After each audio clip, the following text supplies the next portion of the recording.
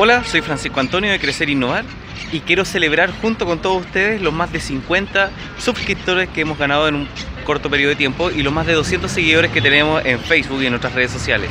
Hoy día les traigo un tema pero espectacular.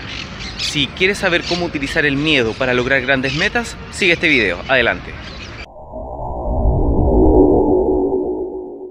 Algo importante es conocer cómo funciona biológicamente el miedo. Si nos vamos a muchos estudios de la neurociencia, el miedo y la agresividad se procesan en la misma parte. Es una parte emocional del cerebro que se llama la amígdala. En otras palabras, para no confundirlos con tantos términos y nomenclatura extraña, el cerebro no logra siempre identificar la diferencia entre ser agresivo o tener miedo. Muchas cosas que provocan miedo a las personas hacen que reaccionen de una forma agresiva, y muchas cosas que enojan a las personas hacen que éstas tengan una reacción parecida al miedo. En otras palabras, la agresividad y el miedo parecen ser una misma cosa, que se procesa internamente pero que aflora externamente en una reacción diferente.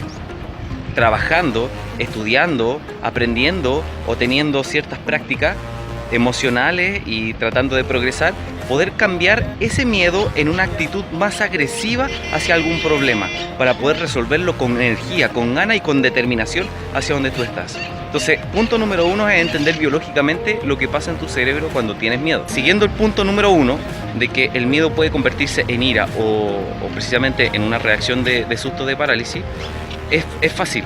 Cuando tienes algo que te da miedo directamente, úsalo como un motivo, y esto sobre todo lo pueden encontrar en los libros de Juan Diego Gómez, para actuar.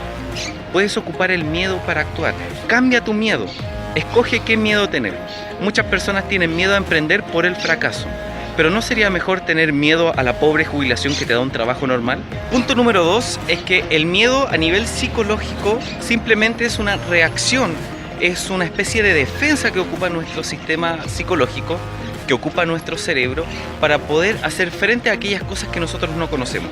En otras palabras, lo que nosotros desconocemos, a lo que nosotros no tenemos una completa vista, normalmente genera ese miedo. Por ejemplo, cuando uno era niño tenía miedo a la oscuridad, porque uno creía o no sé, hasta se imaginaba que había monstruos o sombras que estaban escondidas y que posiblemente nos podrían hacer daño. Entonces, el desconocer lo que pasa en la oscuridad en los niños generaba ese miedo. Pero una vez que uno va creciendo, va perdiendo el miedo a la oscuridad, porque ya más o menos sabe, es cosa de llegar y prender la luz. Que punto número 2 es entender que es una respuesta psicológica a lo desconocido. Como el miedo es una respuesta psicológica a lo desconocido, es simple. Si tú aprendes más de ese tema, de ese ámbito que tú desconoces, si aprendes más del talento que tienes, si aprendes más de ti mismo, de tus propias limitaciones o miedos, a lo mejor vas a poder tener estrategia o hacer ciertas acciones o tener metas que te ayuden a sobrepasar ese límite. El último punto que quiero tocar acerca del miedo es que uno puede entrenar la respuesta.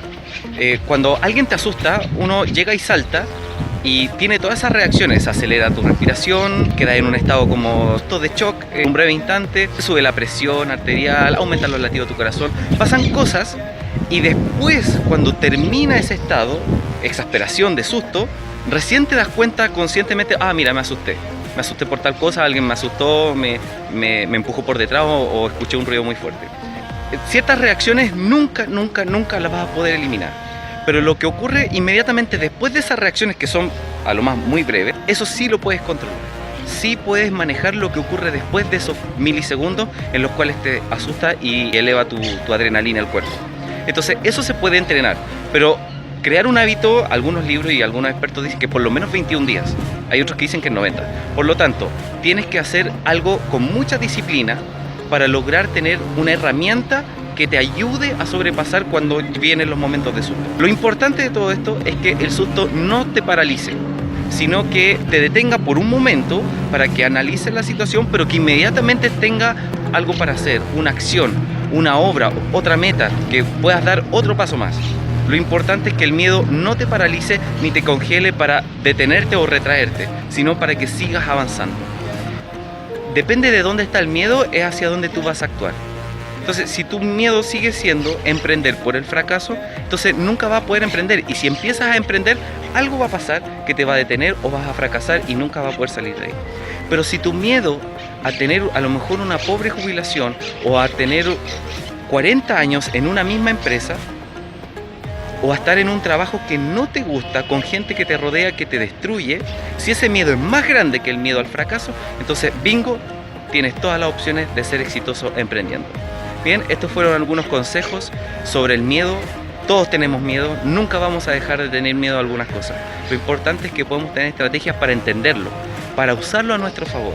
Como dicen muchos autores, que tenemos que apalancarnos de todo, tanto de las cosas buenas como de las cosas malas, para lograr el éxito. Bien, esos son mis deseos. Yo sé que tú puedes. Usa tus miedos, controla tus miedos, actúa con tus miedos. Y así tienes que lograr ganar. Si no ganas, mejor no intentes nada. Soy Francisco Antonio, esto fue Crecer e Innovar.